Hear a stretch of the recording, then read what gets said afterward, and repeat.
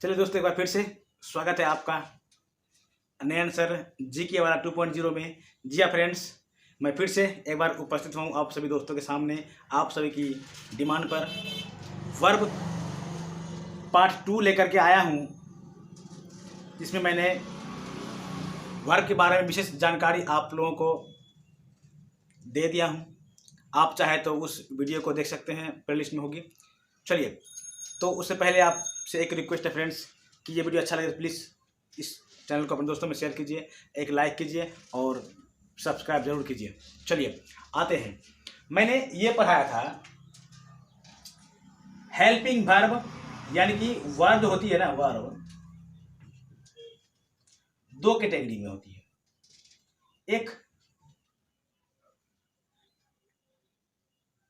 एक होता है हेल्पिंग वर्ब और एक क्या आएगा आपका मेन वर्ब। और ये हेल्पिंग वर्ब जो होती है वो दो तरह का होता है। एक होता है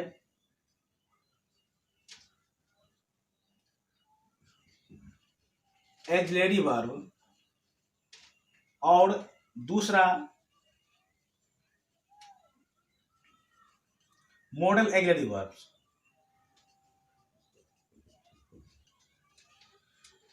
auxiliary verbs and model auxiliary verbs. तो ऑक्सिलरी वर्ब क्या होता है और मॉडल वर्ब क्या होता है और मेन वर्ब क्या होता है, इनके बारे में मैं बता दिया हूं। ठीक है, तो ऑक्सिलरी वर्ब्स वे वर्ब होते हैं, अगर आप अगर इनका परिभाषा लिखना चाहेंगे तो ऑक्सिलरी वर्ब्स वे वर्ब होते हैं जो कोई अन्य वर्ब यानी मेन वर्ब के साथ प्रयोग होता है। ठीक है, ऑक्सिलरी वर्ब क्या होगा, इन दोनों का डेफिनेशन क्या होगा कि ऑक्सिलरी वर्ब्स वे होते हैं जो मेन वर्ब्स के साथ प्रयोग होती है। जो मेन वर्ब आएंगे ना तो उनके साथ प्रयोग होगा। कैसे, तो थोड़ा एग्जाम्पल के तौर पर समझाते हैं। I am reading the news paper. यहाँ पे I am reading the news paper है, तो ये आपका जो है ये आपका ऑक्सिलरी वर्ब है। ठीक, और ये आपका मेन वर्ब है। तो मैंने ये कहा कि ऑक्सिलरी वर्ब वे वर्ब्स होते हैं जिनका प्रयोग ये मेन वर्ब के साथ होता है, और ये जो होता है ये सब्जेक्ट के अनुसार होता है, इसीलिए इसे क्या बोलते हैं, इसको हेल्पिंग वर्ब्स भी कहा जाता है।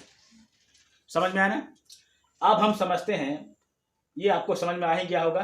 तो टोटल जो ऑक्सिलरी वर्ब यानी मॉडल और दोनों मिला के जो होते हैं वो टोटल 24 होते हैं, मतलब 24 गो आते हैं। ठीक, तो अब यहाँ पे आपको क्या करना है, मॉडल वर्ब के बारे में जानना है। किसके बारे में जानना है? मॉडल वर्ब के बारे में जानना है। ठीक है, तो चलिए, तो अब हम लोग क्या करते हैं, मॉडल वर्ब्स के बारे में जानते हैं। किसके बारे में जानेंगे हम लोग?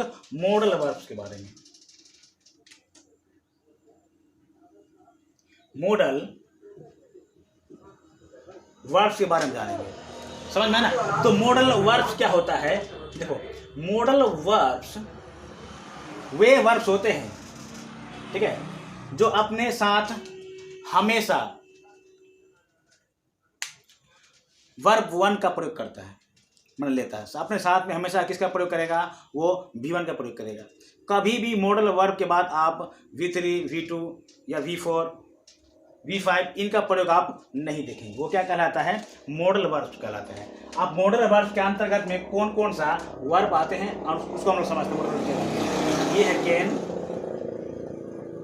Could, may, might, should, would, need, dare, must, shall, will, use to, ought to,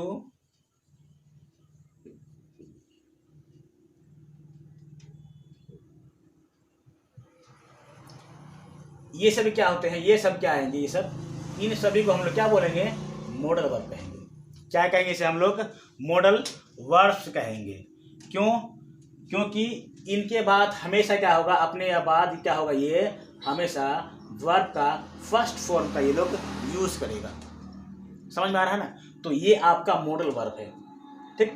तो एक्सिलरी वर्ब, इनके बाद जो भी वर्ब्स बचते हैं वो प्राइमरी एक्सिलरी वर्ब से प्राइमरी एक्सिलरी वर्ब भी कहा जाता है, क्योंकि इनके बाद है ना हमेशा मेन वर्ब का प्रयोग होता है। इनके बाद ही मेन वर्ब का प्रयोग होगा, लेकिन किस रूप में, first form of verb, verb का फर्स्ट फॉर्म के रूप में सिर्फ इसमें क्या होगा, प्रयोग होगा। ठीक है, चलिए आप इसे नोटबुक में आराम से अच्छी तरह से उतारिए। ठीक है, चलिए आइए। जैसे अब मैं इनका एक एग्जांपल लेता हूं। किसका एग्जांपल, इसका, इनका एग्जांपल, मतलब ये कैसे हम लोग इसका प्रयोग करेंगे, मतलब कि V1 का प्रयोग कैसे, जैसे आई के साथ क्या है, can, I can speak English, I can speak English. देखो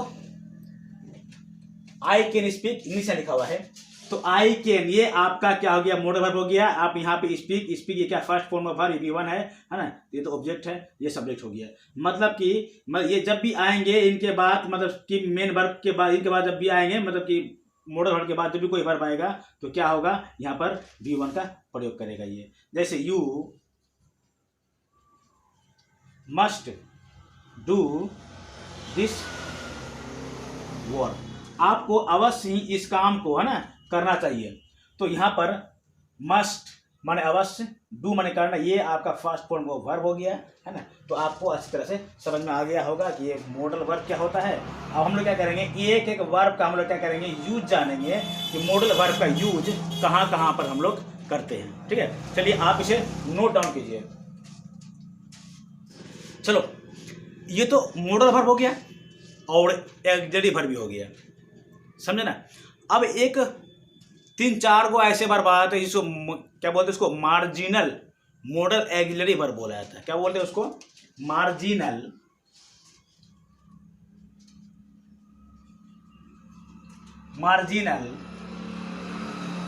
मॉडल एक्सिलरी वर्ब बोला जाता है।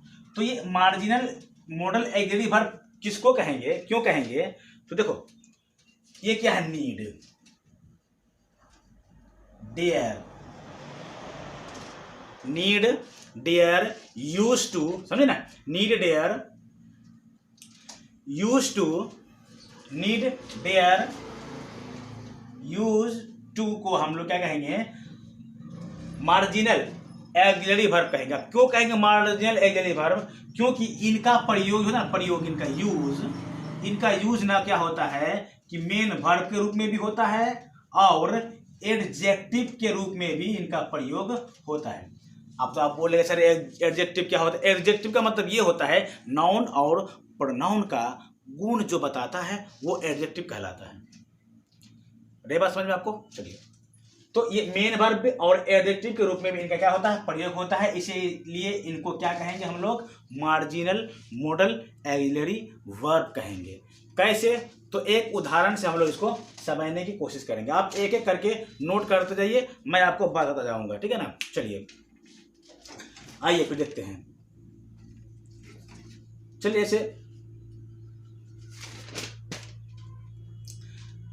देखो, अब इनका प्रयोग जो हम लोग कैसे करेंगे, मतलब कि एडजेक्टिव के फॉर्म में या फिर मेन वर्ब के रूप में। जैसे एग्जाम्पल के तौर पर हम लोग समझते हैं, I am used to, I am used to go to college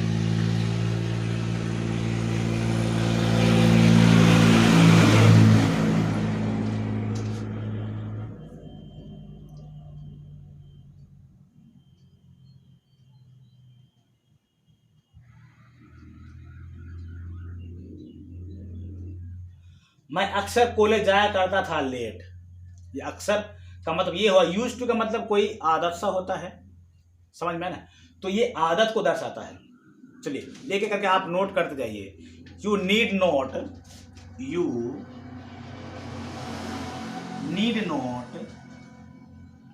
come here tomorrow.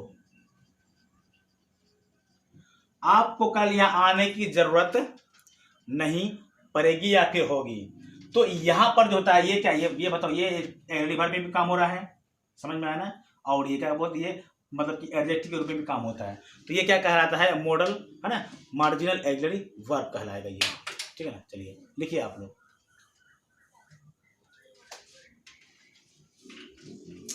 अब डियर से you did not dare to come here। आपको यहां आने की हिम्मत कैसे हुई। तो यहां पर ये जो है ये आपका मेन वर्ब के रूप में काम कर रहा है, ये हेल्पिंग वर्ब के रूप में काम कर रहा है और ये एडजेक्टिव के रूप में काम कर रहा है। समझ में आ रहा ना। तो ये सब क्या होता है, इसलिए इन तीनों को क्या कहेंगे हम लोग, मार्जिनल मॉडल ऑक्सिलरी वर्ब कहेंगे। आई बात समझ में। चलिए अब हम लोग क्या करेंगे कि यूज ऑफ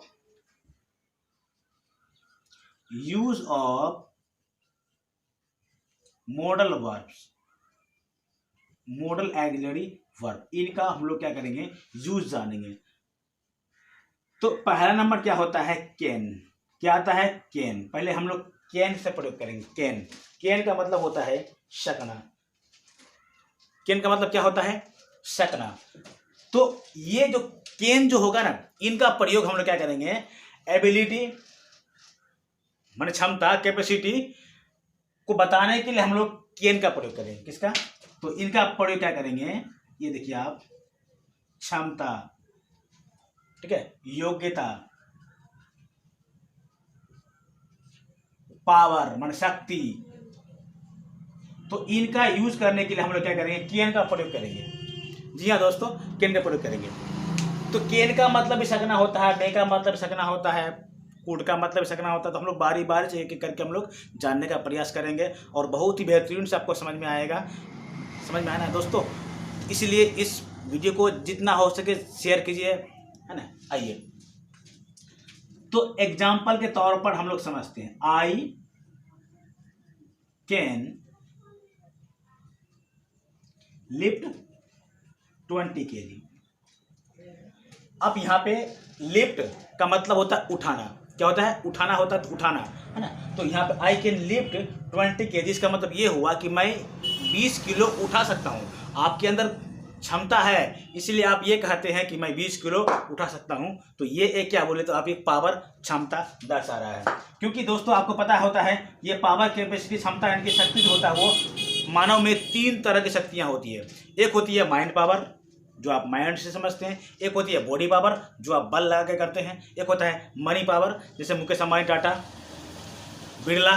तो इन लोगों के पास माइंड पावर भी है, बॉडी पावर भी है और मनी पावर भी है ना। और हम में से किसी के पास मनी है तो बॉडी नहीं है, बॉडी है तो पावर नहीं है ना। मतलब कि ये माइंड नहीं है, माइंड है तो कुछ और नहीं है। मतलब इस तरह का एबिलिटी, योग्यता, मतलब किसी न किसी में कुछ न कुछ की कमी रहती है। चलिए तो आई कैन लिफ्ट 20 kg, है ना।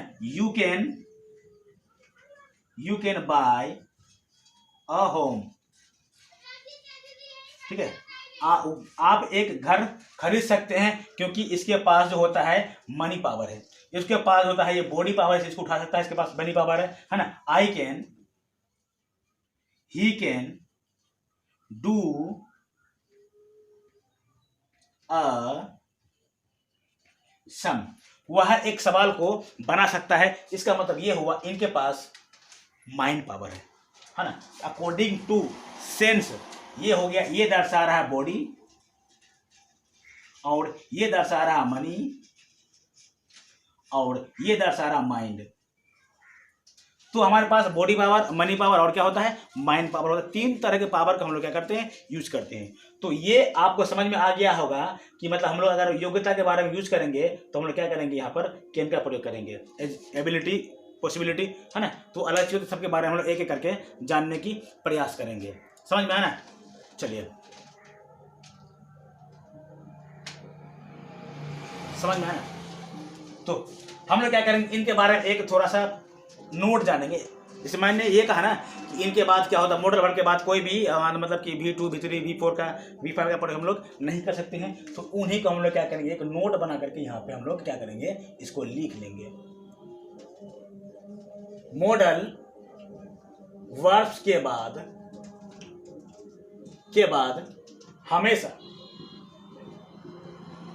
हमेशा V1 का प्रयोग होता है। आप इसे लिख लीजिए दोस्तों, ठीक है।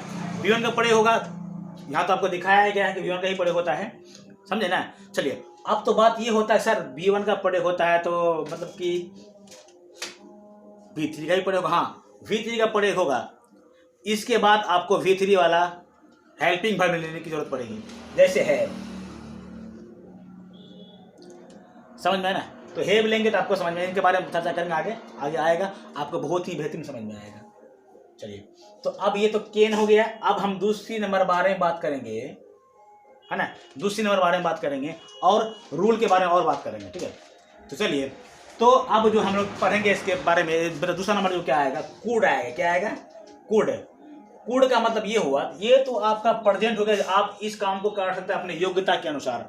तो अभी हम क्या करेंगे, कूड का मतलब ये हुआ कि पास्ट कैपेसिटी एबिलिटी, है ना, क्षमता के बारे में हम जब बात करेंगे, इसका मतलब ये हुआ कि पास्ट का कैपेसिटी, है ना, एबिलिटी,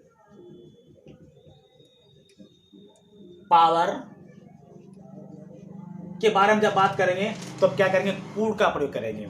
जैसे आप अभी हैं, आपके पास पैसा था, आप जमीन नहीं खरीद पाए, आप घर नहीं खरीद पाए, अच्छा मकान नहीं बना पाए।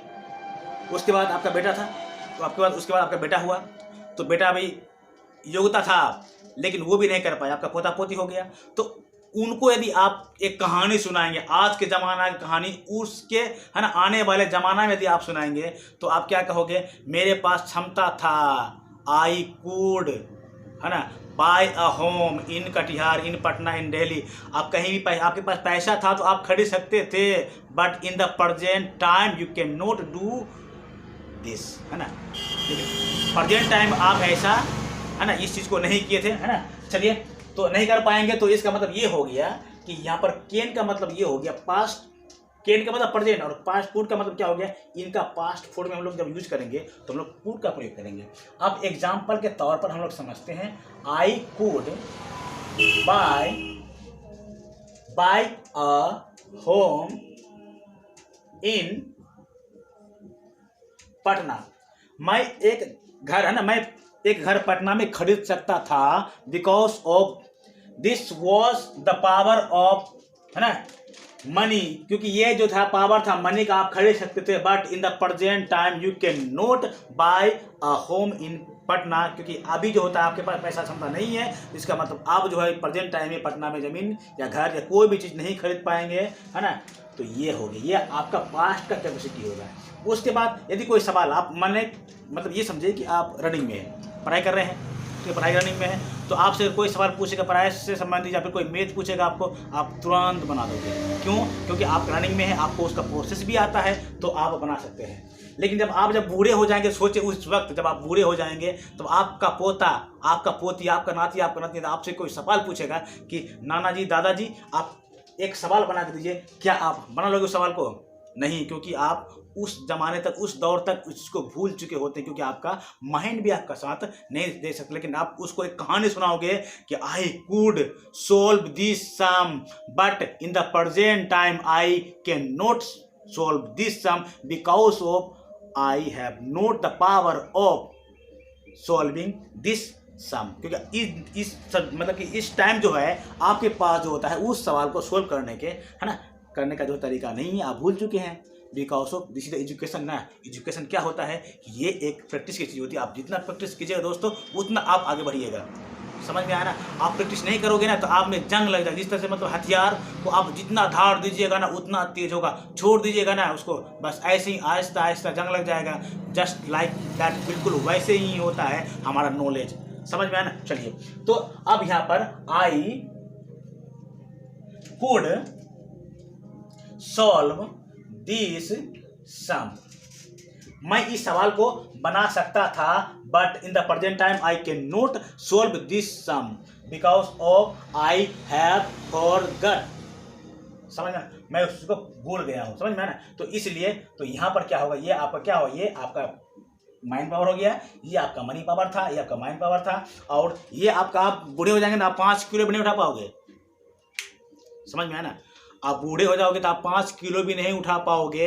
लेकिन ये कहानी जब आप अपने पोता को सुनाओगे, जब मैं जवान था तब मैं 1-1 कुंटल 50-50 किलो की बोरी इधर से उधर उठा के फेंक सकता था, but in the present time I can not lift because of I have not the power of my body, क्योंकि मेरे पास बॉडी की क्षमता नहीं है। चलिए आते हैं, अब यहाँ पर I could not lift 50 kg because of this is the not the power of you, क्योंकि ये अभी इसका पावर आपके अंदर नहीं है, आप खो चुके हैं। तो दोस्तों ये आपको समझ में आना चाहिए कि सर कि माइंड पावर के लिए, मनी पावर के लिए, बॉडी पावर के लिए केन या कूड का प्रयोग करेंगे कैसे, जब आप प्रेजेंट टाइम में यूज कर रहे हैं तो केन का प्रयोग करेंगे, पावर का, क्षमता का, बॉडी का, ठीक है। उसके बाद आप पास्ट के बारे में बात कर रहे हैं तो इसका मतलब ये हुआ कि हम लोग कूड का प्रयोग करेंगे। This is the very simple. समझ में आया ना, कोई प्रॉब्लम बताना है दोस्तों, कमेंट करना, ठीक है। और भी कोई वीडियो चाहिए तो कमेंट बॉक्स पे जरूर कमेंट कीजिएगा दोस्तों, मैं एक एक चीज़ ला करके लाऊंगा, मतलब कि ले करके आऊँगा इतना बेहतरीन तरीका से या आप कभी सोच नहीं पाओगे, क्योंकि आपके लिए ही ये सारा सुविधा दिया जाएगा दोस्तों आपको। समझ में आया ना, इसलिए चैनल को सब्सक्राइब कीजिए, अपने दोस्तों में जरूर शेयर कीजिए। चलिए आगे बढ़ते हैं। तो ये 2 रूल था, तो आप इनको कॉपी में नोट करते जाइएगा अपने नोटबुक पे और आगे बढ़ते रहेगा, ठीक है। तो इनके बाद मैं फी लेकर के आऊँगा, कूट के बाद औपचारिक रूप से और भी किसका किसका मतलब होता रहेगा, बना रहेगा दोस्तों, है ना, अंतिम क्षण तक। और दूसरी बात ये कि मैं आपको +2 का, चाहे आर्ट्स हो या साइंस हो, हर एक चीज़ का मैं एक एक पेपर लेकर के आऊँगा दोस्तों आपके समक्ष। बस बने रहिए इस चैनल पर। चलिए अपना ख्याल रखिए, बड़ों का सम्मान, छोटों को प्यार। चलिए मिलते हैं नेक्स्ट क्लास में, बोलते हैं जय हिंद।